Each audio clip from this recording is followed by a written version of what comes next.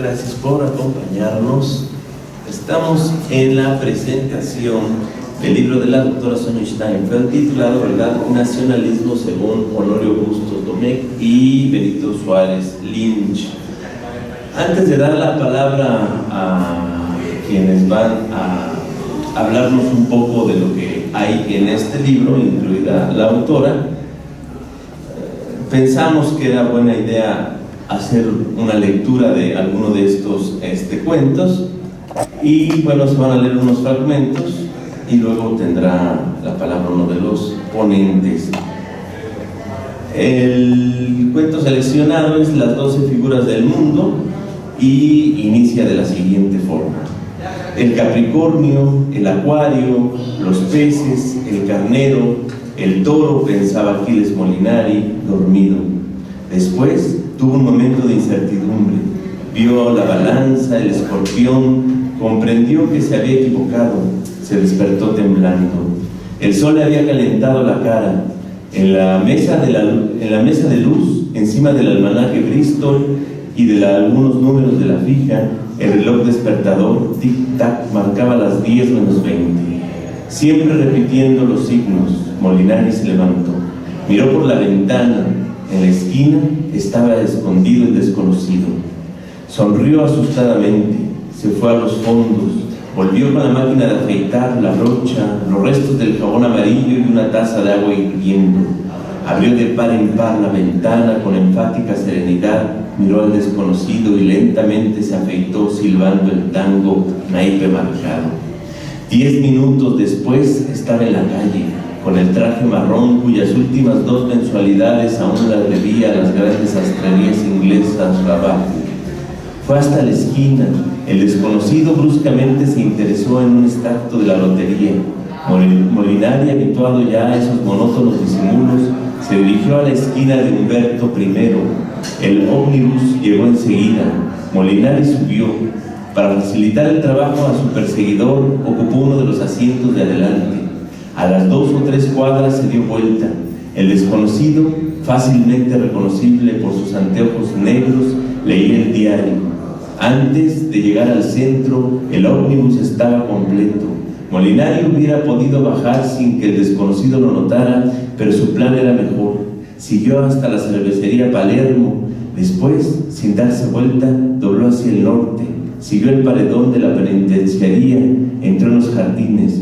Creía proceder con tranquilidad, pero antes de llegar al puesto de guardia, arrojó un cigarro que había encendido poco antes.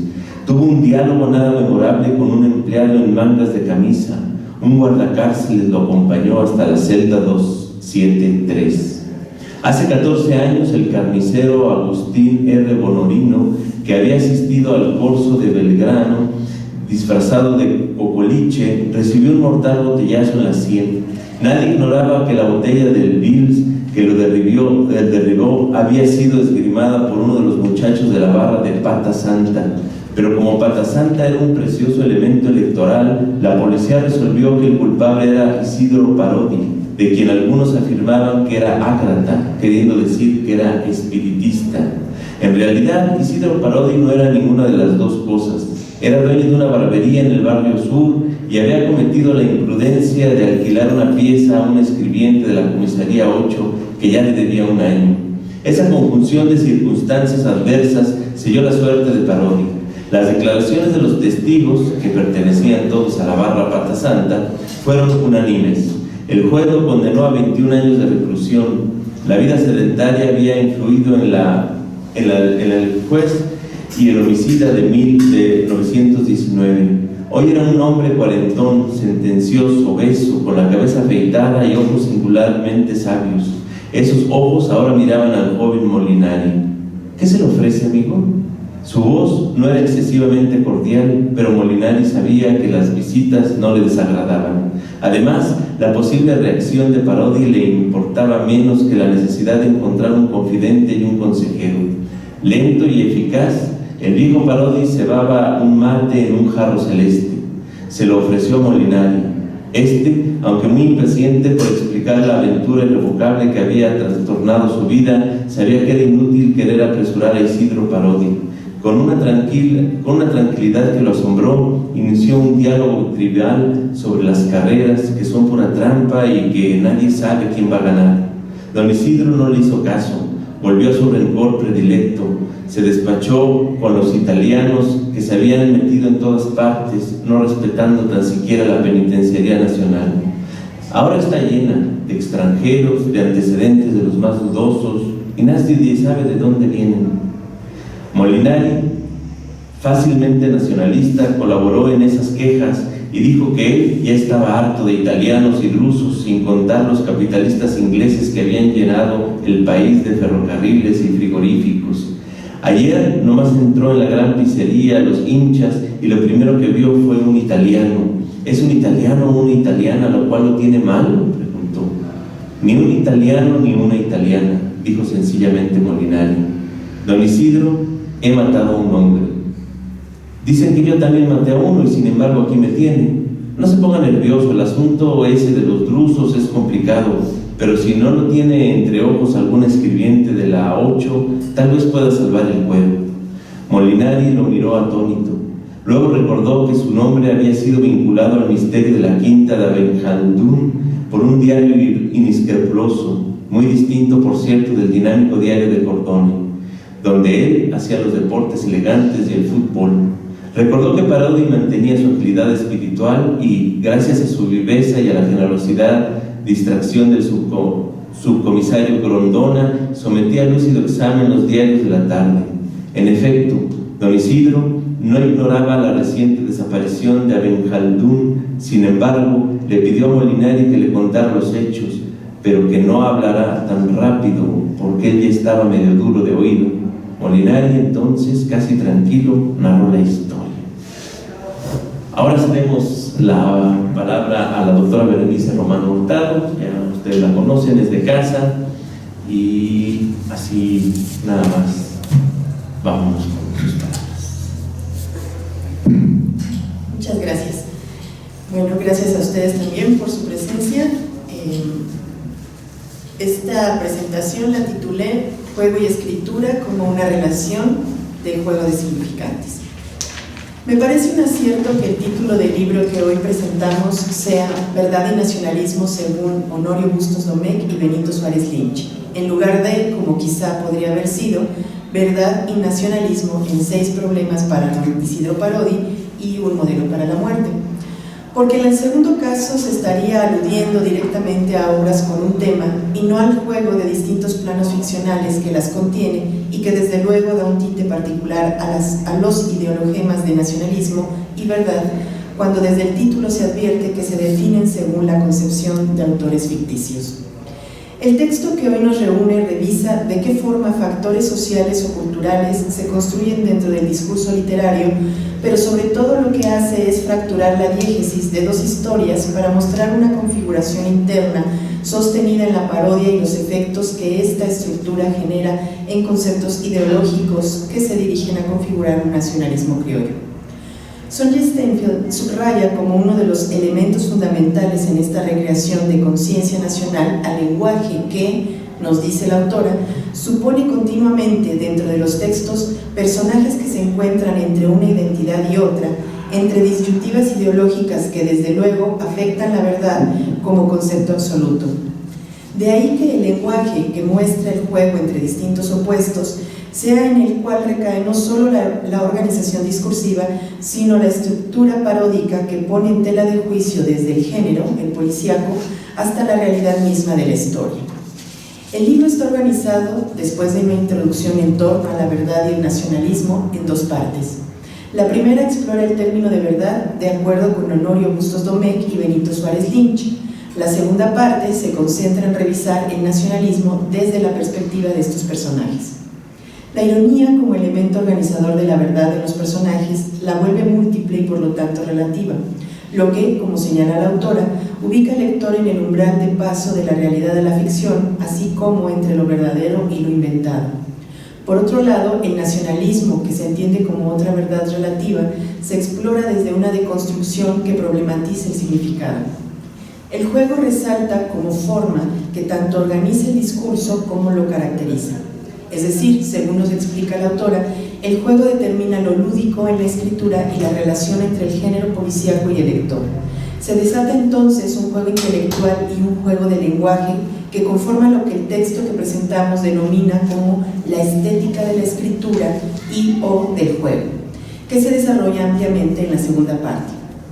El texto muestra que la autoría y el artificio, como una forma de encubrir el enigma del argumento policial, encaminan a la verdad múltiple a la que antes aludí.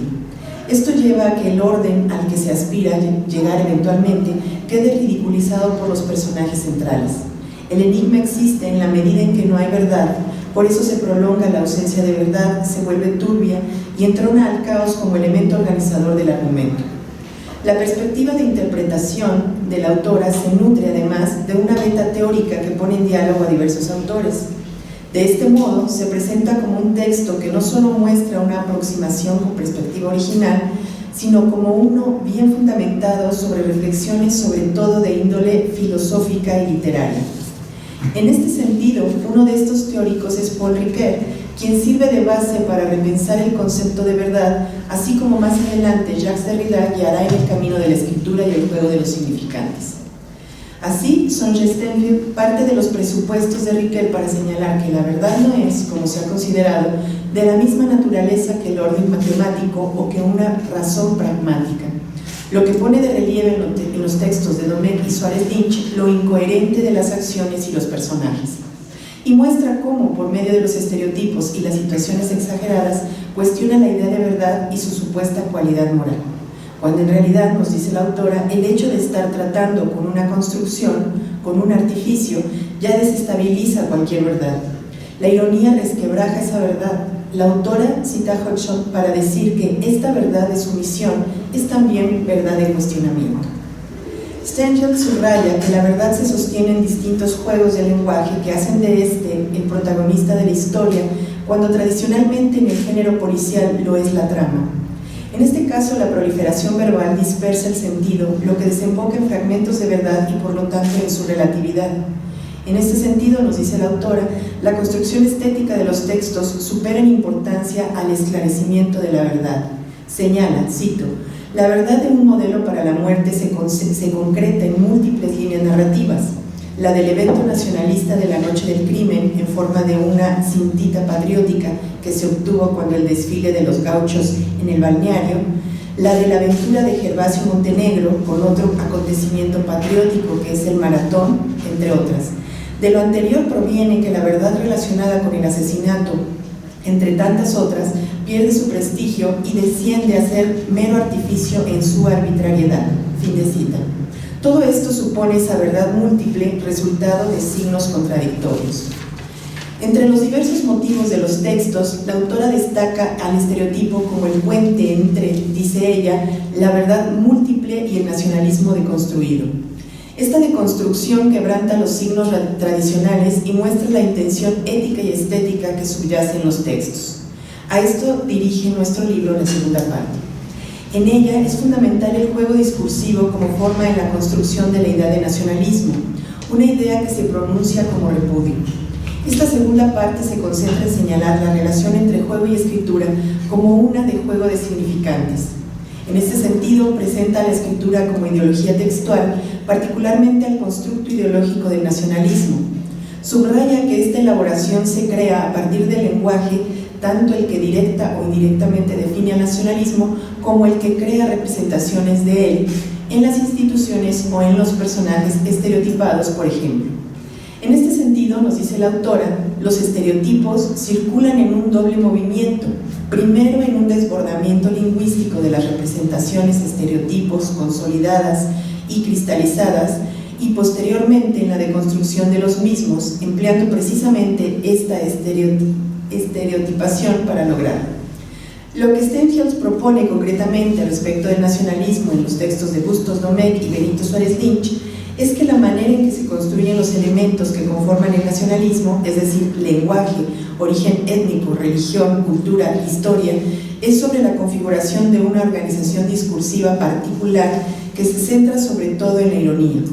Nos dice, cito, nacionalismo es juego de acuerdo con los criterios estéticos que Busto Domecq y Suárez Lynch proponen. El juego, en el entendido de juego de significantes, del desbordamiento del lenguaje, sin acceso al anclaje en los significados, en esencias metafísicas, como lo es, entre muchos conceptos, el nacionalismo. Fin de cita. El como sí del juego se da sobre todo, nos dice la autora, en la tensión entre criollos y extranjeros que encuentran un fructífero camino de interpretación desde las ideas de Jacques Derrida respecto de la escritura como juego y el juego como el movimiento desestabilizador de todos los significados asumidos como verdad. Es decir, la idea de nacionalismo se nos expone, la idea de nacionalismo que se nos expone no corresponde con las distintas representaciones que se hagan de él, son de distinto orden. Los cuentos de Honorio Bustos Domecq y Benito Suárez Lynch exponen este significado, demostrando que lo que aparentemente manifiesta el nacionalismo son de hecho los significantes que obtienen su referencia a partir de las relaciones diferenciales de otros significantes y que este dinamismo de diferencias tiene elementos de juego. El lenguaje desbordado es prueba de este dinamismo de los textos, de esta falta de significados fijos.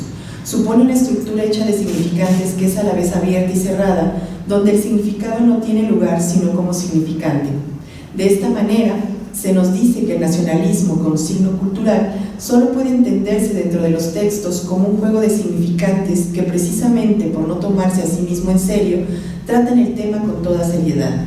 En suma, se dice que el juego, la ironía y la borradura, es decir, este deslizamiento continuo de significantes, son los que fracturan el orden simbólico impuesto. La escritura, dice la autora, como base estética de este texto, insiste en las impurezas, los injertos, el plagio, que constituyen la identidad del relato, del autor, de la ideología en el sentido amplio de la palabra y del nacionalismo argentino como un signo que deriva su fuerza de la noción de identidad. El libro Verdad y Nacionalismo, según Honorio Bustos Domecq y Benito Suárez Lynch, camina a través de una estética del plagio, estereotipos y arquetipos, estética de la escritura, el problema de los extranjeros contra los criollos, la identidad, la otredad, la libertad, la limitación temporal y espacial, la impureza étnica y cultural, los esquemas culturales preexistentes, el plagio confesado de Borges y Bioy en Crónica de Bustos Domecq y Nuevos Cuentos de Bustos Domecq, el plagio de identidades, la criolla de personajes, de autores, para revelar una lectura que se dirige a revisar textos que subrayan la estrecha vinculación entre el entramado, su estructura y los valores ideológicos que en su apretado tejido descansan. Gracias.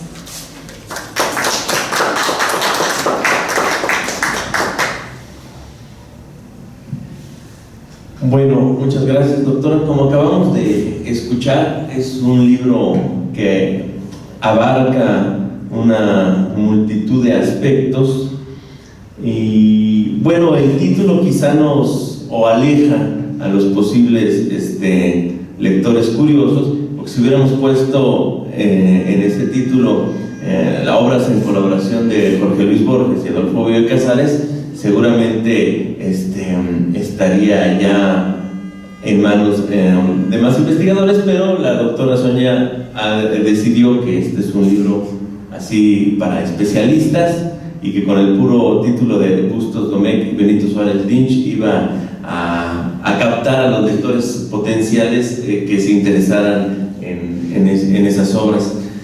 Pero bueno, sí es sin lugar a duda un trabajo exhaustivo que habría que tener en cuenta para cualquiera que quiera entrar no solo en esos autores, sino en las temáticas.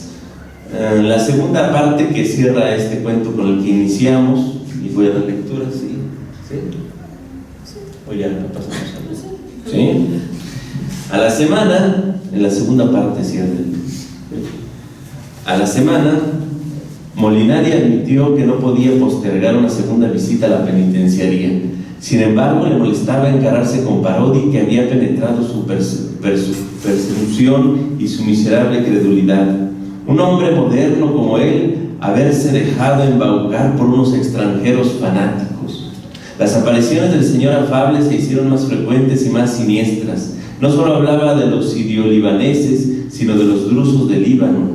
Su diálogo se había enriquecido de temas nuevos, por ejemplo, la abolición de la tortura en 1813, las ventajas de una picana eléctrica recién importada de Bremen por la sección Investigaciones, etc.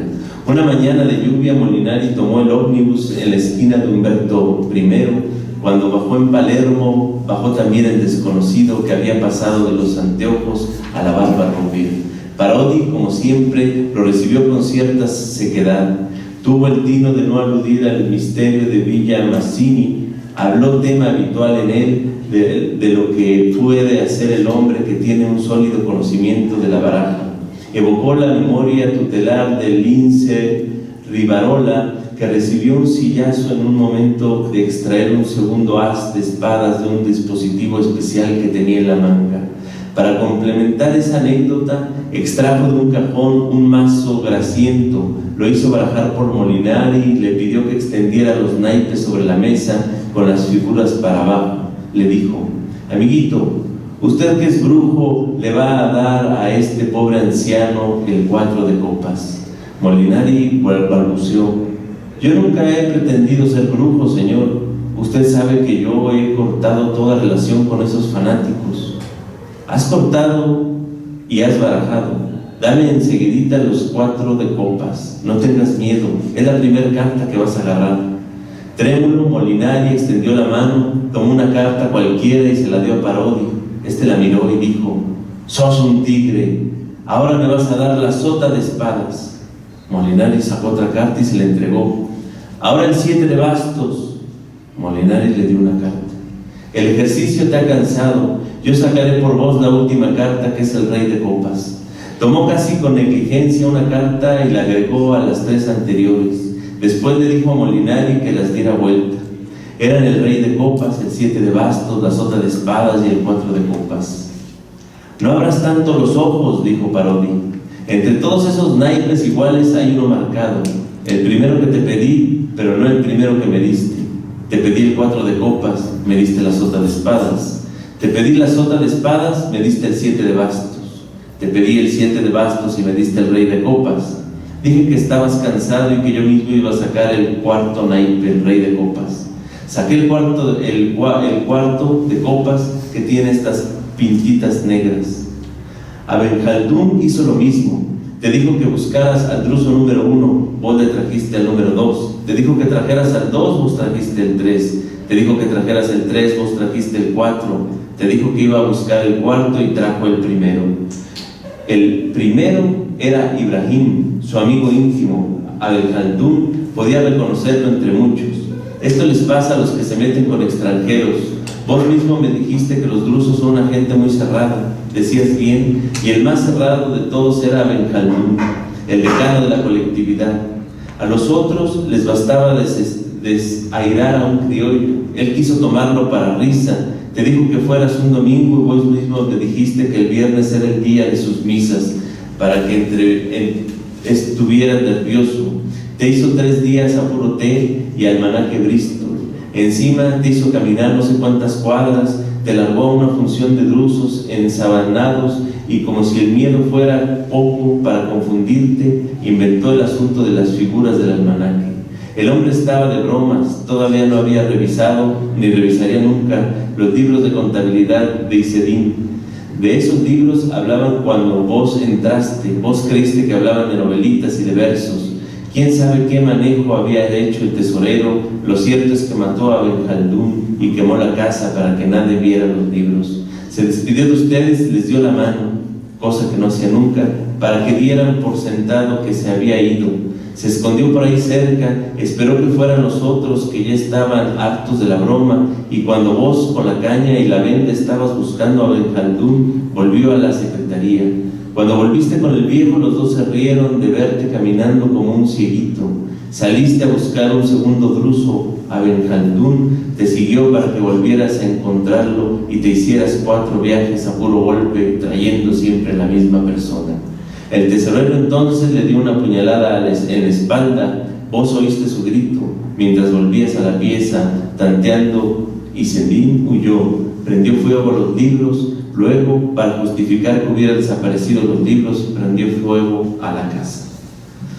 Ahora vamos a escuchar al maestro Eladio Colín Medina, también aquí de esta facultad.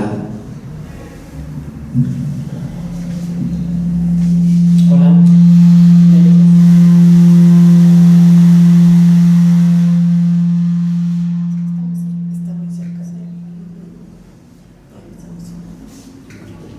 ¿Puedo intentarlo? ¿Me escuchan si no utilizo el micrófono? ¿Sí? Vale. Bueno, les comparto cómo fue que llegué a la obra de Honorio Bustos Domecq y Benito Suárez Lynch. Creo que fue en 2016 la doctora Sonia ofreció un curso precisamente de estos autores, Honorio Bustos Domecq y Benito Suárez Lynch. Entonces, al ver la oferta en posgrado, yo di por hecho que eran dos autores que no conocía y dije, bueno, si a lo largo de toda la carrera no conocí a estos autores, pues es una buena oportunidad para abordar la obra. Ya después, en la primera clase, ella nos dice que son los seudónimos o los autores ficcionales de Borges y de Bioy Casares. Pues durante los 5 años había estado huyendo de Borges y llego y me tomo un curso de Borges, bueno, y Bioy Casares, pero con los autores ficcionales, ¿no? Y bueno, a partir de ahí nace la tesis de doctorado que ahora estoy realizando y que hace un contraste entre la novela policial clásica a través de Edgar Allan Poe y después la comparación con el libro de Honorio Bustos Domecq de 6 problemas para don Isidro Parodi. Bueno, en el trabajo que les presento lo que hice fue hacer un rastreo de la figura de Honorio Bustos Domecq y de Benito Suárez Lynch. Y dice así: Honorio Bustos Domecq y Benito Suárez Lynch, una obra doblemente colaborada, la verdad como eje temático. Y comienzo con un epígrafe. Toda lectura implica una colaboración y casi una complicidad, que viene muy acorde con el tema que estamos tratando. Jorge Luis Borges y Adolfo Bioy Casares constituyen grandes íconos de las letras latinoamericanas. Sin embargo, en la mayoría de los casos se les ha mirado de manera independiente y no en coautoría a través de sus nuevos autores, Honorio Bustos Domecq y Benito Suárez Lynch, quienes por supuesto también trabajan en colaboración y constituyen una suma hiperbólica de sus creadores, el monstruo bicefálico como se les ha denominado.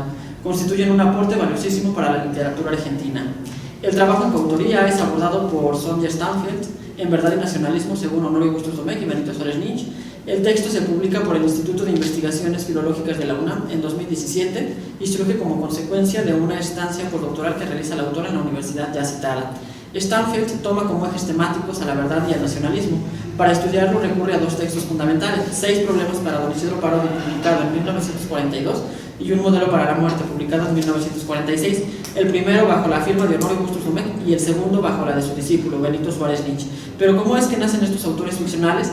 Nacen como consecuencia de un extenso trabajo en colaboración que data de los años 30 y hasta los años 70, cuando aparece el último texto de Bustos Domecq. Los primeros trabajos en colaboración pueden localizarse en la revista Destiempo. En cuanto a la revista Destiempo, Borges y Bioy Casares eligen a una persona que estaba al servicio de la casa de Bioy y utilizan el nombre y se lo llevan como director de la revista, pero en realidad los autores eran ellos, solamente utilizaban el nombre de la persona pues para esconderse detrás. Ahí tenemos la primera obra en coautoría y a través de una persona del servicio. Y en una propaganda para la Martona. La Martona es una marca que estaba a cargo de la familia de Bioy Casares y empiezan a trabajar también aquí. En la revista tanto Borges como Bioy Casares dejan ver un profundo interés por deslindar a la literatura argentina, la suya en este caso, de las conceptualizaciones externas. En cuanto a la Martona, el trabajo aparece en 1937. Cito: el folleto para la firma La Martona constituye el primer texto en complicidad por ambos escritores. Según Bioy, en entrevista con Sergio Ranieri y Miguel Russo, un tío suyo le había ofrecido escribir dicho folleto, por el cual le pagarían 16 pesos por página, y él a su vez le ofreció a Borges colaborar con el emprendimiento. Ambos se reunieron con Bioy en la estancia que tenían en Pardo y escribieron el artículo con un estilo que Bioy califica de pomposo. Fin de cita. El folleto lleva por nombre La leche cuajada de la Martona, estudio dietético sobre las leches ácidas, folleto con recetas. Remarca ciertas cualidades de los productos lácteos. A esto Bioy nos comenta que fuimos a pasar una semana en una estancia en Pardo con el propósito de escribir en colaboración un folleto comercial aparentemente científico, y dice aparentemente, se burlan pero en grande de las personas, sobre los méritos de un alimento más o menos búlgaro. Aquel folleto significó para mí un valioso aprendizaje. Después de su redacción, yo era otro escritor, más experimentado y avesado. Toda colaboración con Borges equivale a años de trabajo. Y el folleto, bueno, puse aquí una parte del folleto.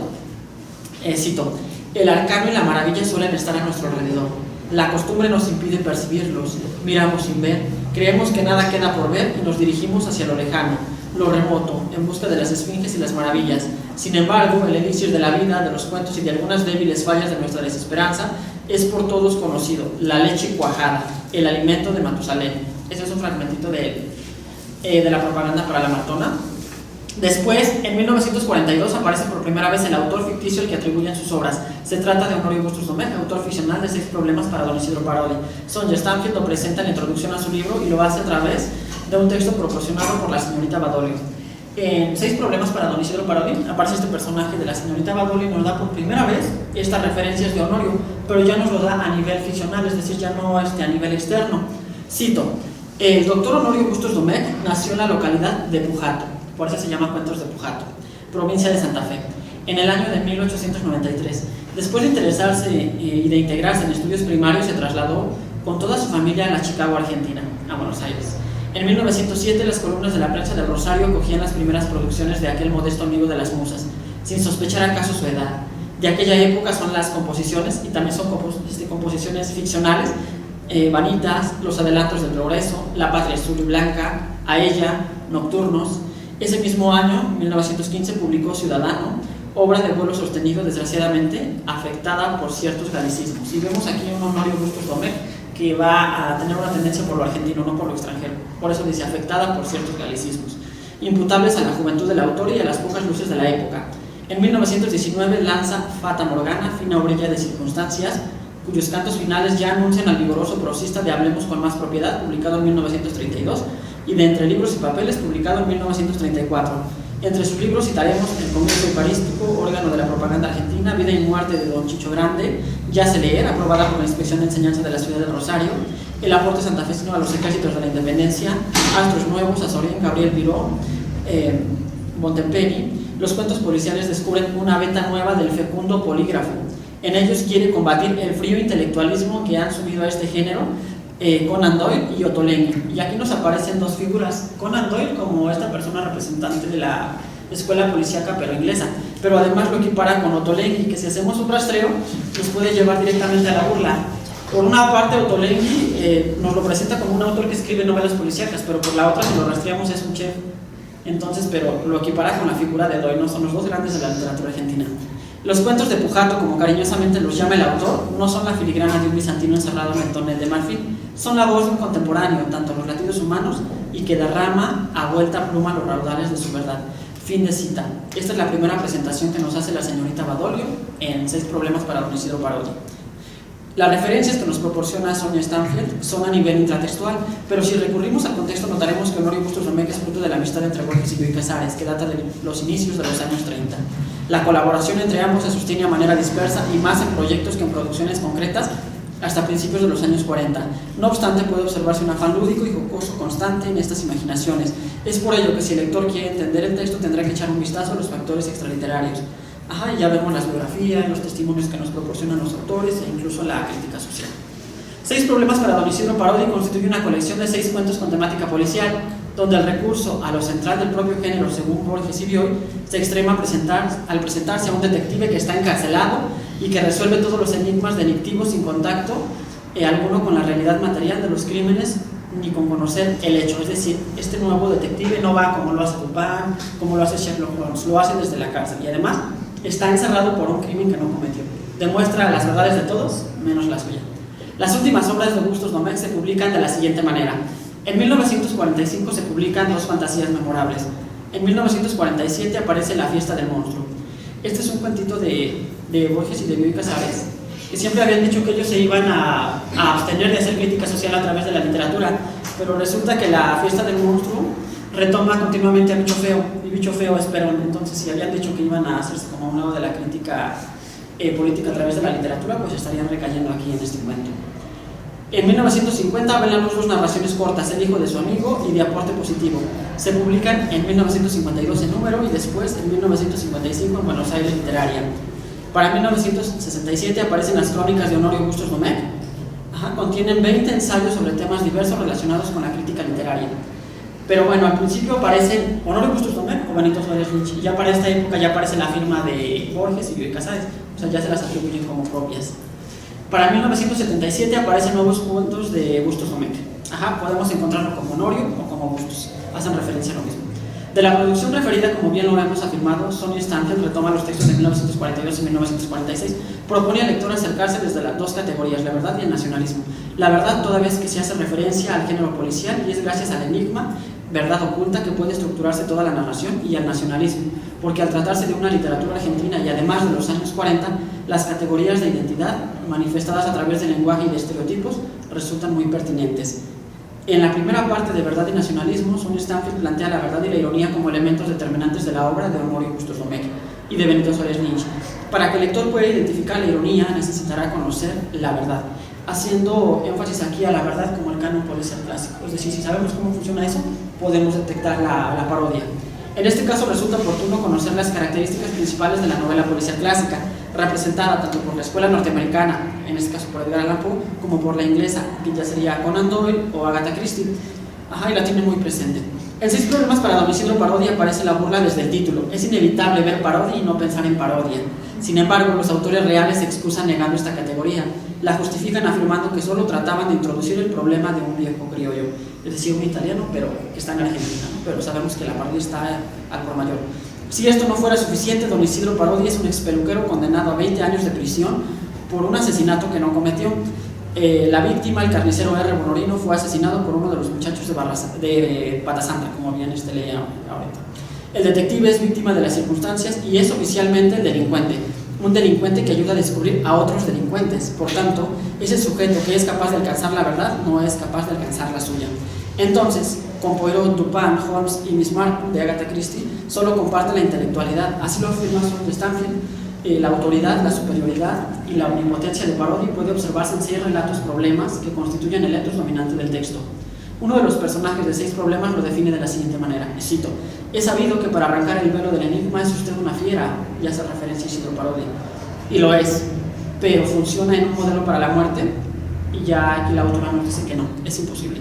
La figura de omnipotencia de Parodi resulta engañosa para el lector, más si ya conoce los relatos previos. El lector estaría seguro de que Parodi resolvería el caso después de las entrevistas. Sin embargo, no es así. Ahora el encargado de esclarecer la verdad sobre el asesinato es el propio asesino.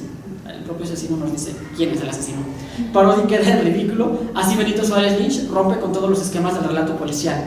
Y en este caso serían los fijados por Van Dyne en 1928.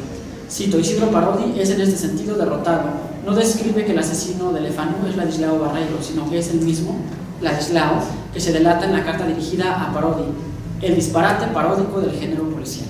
Fin de cita. Sonia Stanfield observa que tanto en 6 problemas como en un modelo para la muerte se está en constante búsqueda de la verdad.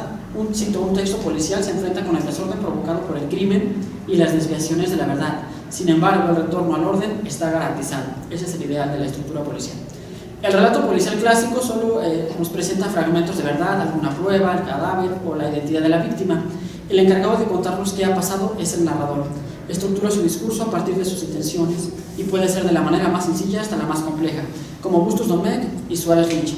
A través de las bases del código hermenéutico y la función de las digresiones, uno se aproxima a la verdad, descubriendo parte de los componentes desconocidos y descartando alternativas y elementos erróneos. Desde el pensamiento de Sonia Stanfield, la verdad puede quedar invadida por la ironía, tanto a nivel estructural como a nivel de la investigación.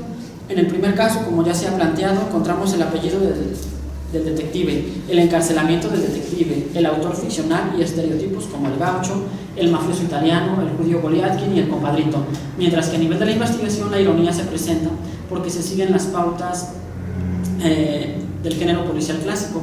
Se coloca información innecesaria y barroca para ocultar la verdad. Por tanto, el lector se satura y tiende a pensar que todo es irrelevante. Cito: "Termina por desechar todos los indicios por suponerlos irrelevantes". Fin de cita.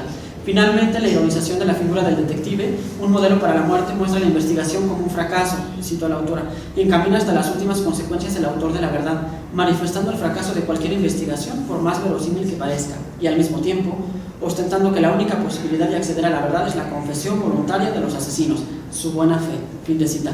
Desde esta perspectiva, Parodi tiene bloqueado el acceso a la verdad, pero nada más en este segundo caso, en el primero no. Stanfield finaliza trayendo a colación la verdad planteada por Paul Ricoeur, la verdad múltiple. Tendemos a creer que el relato policial contiene una verdad y que a partir de ella se estructura todo. En parte es cierto, pero en parte no, porque a través de esa verdad aparente se pueden mostrar otras verdades. El ejemplo indiscutible es la intertextualidad que realiza Borges y Bioy Casares a través de sus autores ficticios. Al hacerla a través de una transformación dan pauta a la observación de otras verdades, tanto a nivel estructural como a nivel extraliterario. Bajo ese tenor, la búsqueda del culpable puede no ser el motivo principal de las narraciones de Pujato. Nos enfrentamos a una reflexión seria sobre las necesidades de un detective profesional ubicado en París o Londres, a la necesidad de una serie de entrevistas para localizar al culpable, o al detective que acude al lugar del crimen, cual Hércules Poirot en el asesinato en el Orient Express, y sobre todo a la importancia gradada de los indicios que se proporcionan al lector. Si todo esto queda roto con la figura de un detective latinoamericano, entonces los intereses del monstruo bicefálico bien pueden centrarse hacia los factores sociales de la época. El nacionalismo, la repugnancia del arte condicionado, el absurdo de las instituciones, el rechazo de la literatura comprometida y el desprecio del provinciano por el bonaerense, el rechazo del otro, en este caso los extranjeros, los problemas de identidad, la impunidad de los crímenes por altos funcionarios y la vida porteña. Todos constituyen otros tipos de verdades que se proporcionan a través del abuso de los personajes. Con lo anterior puede comprobarse que la verdad nos permite afirmar o negar rotundamente algo, pero también nos permite dudar. Así, en algunas ocasiones, cuando Bustos Domecq afirma, en realidad ironiza. Cuando habla de las obras y les atribuye características sorprendentes, las minimiza, al tiempo que repugna el arte y la literatura respecto a la apologética clerical y política. Apuesta por una literatura descomprometida. Por último, Sonia Stanfield habla de la eclosión de la verdad. La autora le confiere un papel fundamental al lector. Será él el principal afectado por la aparición pronta, tardada o inesperada de la verdad. La autora plantea 4 parámetros: la posesión de la verdad, el grado de dificultad de la verdad, la relevancia de la verdad y el grado de trascendencia de la verdad. Estas 4 categorías pueden ser utilizadas para acercarse tanto a 6 problemas para don Isidro Parodi como a un modelo para la muerte. Para concluir, solo nos resta decir que las obras tratadas son doblemente colaboradas por los autores reales que dan pauta al nacimiento de Bustos Domecq y Benito Suárez Lynch, y luego por estos últimos, que paródicamente y a nivel de la ficción también trabajan en colaboración, porque los personajes de uno aparecen en las narraciones del otro. Benito conoce la obra de su maestro, adquiere enseñanzas y decide independizarse para crear su propia obra. A través de sus textos, el dueto Borges-Bioy Casares permite que el lector reflexione y observe otros tipos de verdad, siempre desde un contexto argentino. Gracias.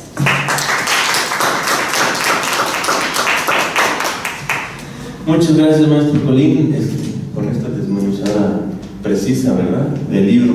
Y bueno, ya sin hacerla más de emoción, vamos a darle palabra a la autora que nos cuente un poco ya en específico de algún tema que escoja de este libro. Buenas tardes, gracias por estar aquí. Muchas gracias por el maestro Eladio y la doctora Berenice, y gracias al doctor Jorge que nos leyó un fragmento de uno de los cuentos que los invito a leer, porque son muy interesantes y también son llenos de humor.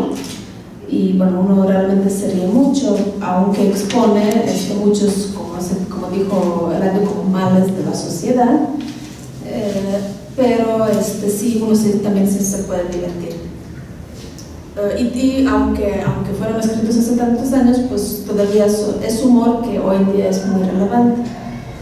Sí, más que nada, bueno, para empezar con el fragmento que leyó el doctor Jorge, pues porque a Isidro Parodi lo encarcelan por asesinato, pero él de alguna manera pues lo acepta porque sabe que el que realmente cometió el asesino era algo importante en las elecciones y pues nunca lo van a encarcelar. Entonces como que acepta de alguna manera estoicamente su destino, de que pues así es la corrupción, así es la sociedad, y entonces es algo todavía muy relevante en las sociedades del día de hoy.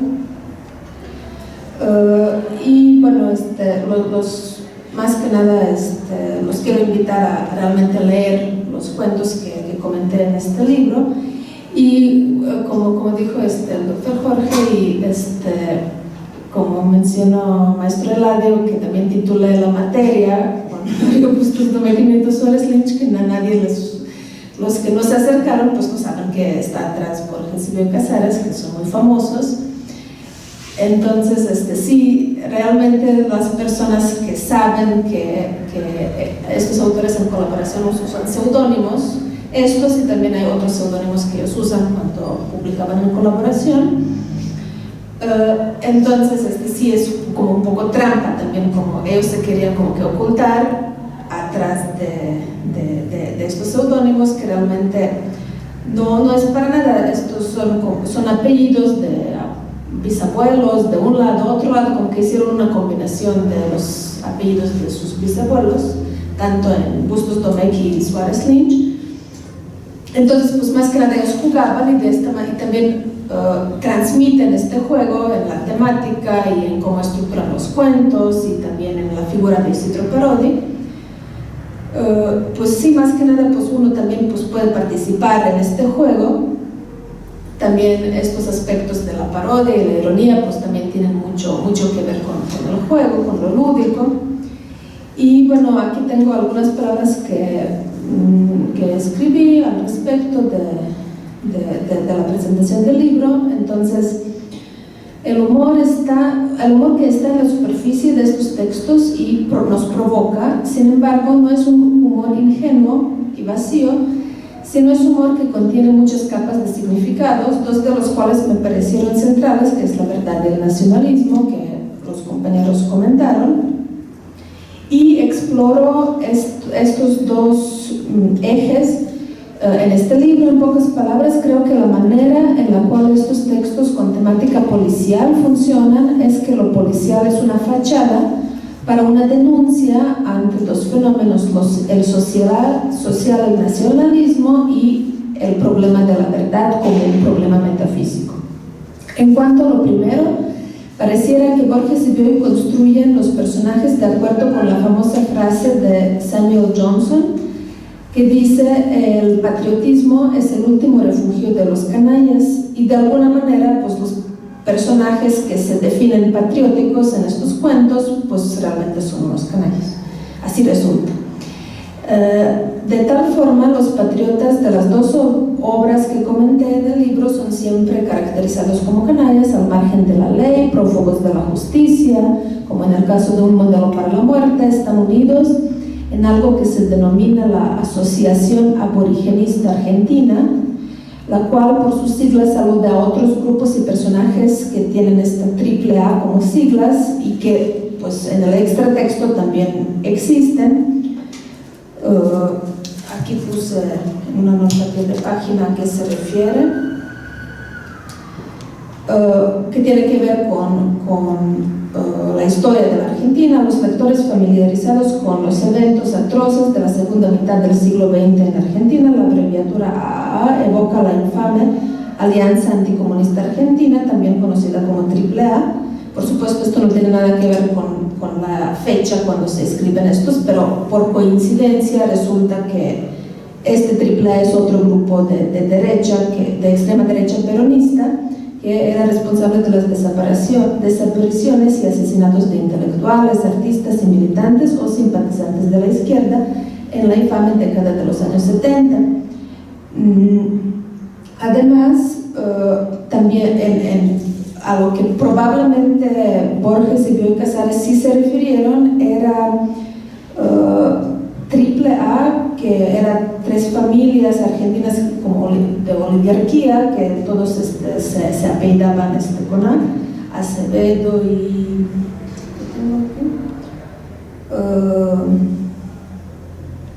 los Alzaga, los Anchorena y los Alvear.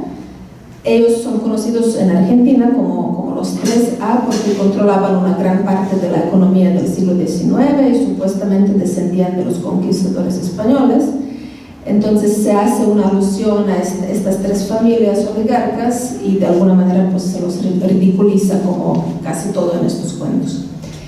En cuanto al segundo aspecto, la verdad es un componente esencial en la estética de los cuentos policíacos, como nos dijo Maestro Eladio. En realidad, lo que se está persiguiendo es una verdad, principalmente en la vertiente deductiva del género, la cual está entramada como un juego de la lógica, es decir, hay que vencer a los obstáculos y revelar la verdad encontrando, en la mayoría de los casos, quién fue el malo, el asesino, el malhechor. Esta dimensión ética sencilla se halla en los textos canónicos del género. El detective es la fuerza del bien y el asesino, o lo oculto, o el enigma, es la fuerza del mal y debe de ser castigado o revelado. En 6 problemas para don Isidro Parodi, lo anterior se pone en tela de juicio, puesto que el detective es el castigado y se encuentra en la cárcel, aunque sí él es la fuerza del bien y realmente es el único de los personajes que no se ironiza. Él nunca es como que el blanco de la ironía de la narración. Él es de alguna manera como que el más puro en este sentido. Otro tema en el cual existe cierta insistencia tanto en los cuentos que conforman 6 problemas para don Isidro Parodi y un modelo para la muerte, y también está vinculado con el concepto de la verdad, es el plagio. Siempre se insiste en el plagio en cuanto a estos personajes. Bueno, primero, el sustituto autorial, Honorio Bustos Domecq, en la presentación que nos comentó Eladio, también se presenta como plagiador en varias ocasiones. También Benito Suárez Lynch, el segundo autor, también se presenta como un plagiador de un modelo para la muerte, de Chesterton, y también del mismo Bustos Domecq, también entre otros personajes que encontramos en los cuentos. De hecho, todos los personajes intelectuales son plagiadores, y por supuesto es una denuncia entre los académicos y entre los creadores también, porque resulta que todos los escritores pues realmente fusilaron las obras. Con esto creo que se realizan 3 denuncias: primero, hacia la actividad de los intelectuales; segundo, y en este punto se vinculan las 2 palabras del título, la verdad y el nacionalismo, en que la identidad de los argentinos, lo que se extiende al nacionalismo como fenómeno general, se representa en términos de plagio, como algo robado. En pocas palabras, si los nacionalismos consisten en resaltar las cualidades de una nación o de una patria y valores supuestamente auténticas, y con ello marginalizar, si es que no discriminar, a otros que no pertenecen a este grupo imaginario, entonces esto es un plagio, puesto que lo auténtico y lo original es siempre prestado de otras culturas y otras civilizaciones, y es algo que se recicla. En este sentido es relevante recordar 2 frases de Miguel de Unamuno sobre el tema. Dice Miguel de Unamuno: el nacionalismo es una enfermedad que se cura viajando, y el nacionalismo es petulante vanidad de un pueblo que se cree oprimido. ¿A qué llegó esta investigación de lo sociológico y lo metafísico en los textos firmados con los seudónimos de Jorge Luis Borges y Adolfo Bioy Casares? Leeré un fragmento de la última parte del libro. He intentado demostrar que en 6 problemas para don Isidro Parodi y un modelo para la muerte, el plagio funciona como paralgón, que es un término de Derrida, y arroja la clave interpretativa. La escritura, como base estética de este texto, insiste en las impurezas, los injertos y el plagio, que constituyen la identidad del relato, del autor, de la ideología en el sentido amplio de la palabra, y del nacionalismo argentino como un signo que deriva su fuerza de la noción de identidad, puesto que estas 2 obras patentizan la circulación de los significados: el nacionalismo, la verdad, la identidad, la ideología, el juego, el crimen, constantemente mantienen diálogo, aunque distanciado, exteriorizado, con un origen, por más ilusorio y plagiado que sea. Esto es fin de cita, y pues nuevamente agradezco su presencia y su atención. Muchas gracias por estar aquí.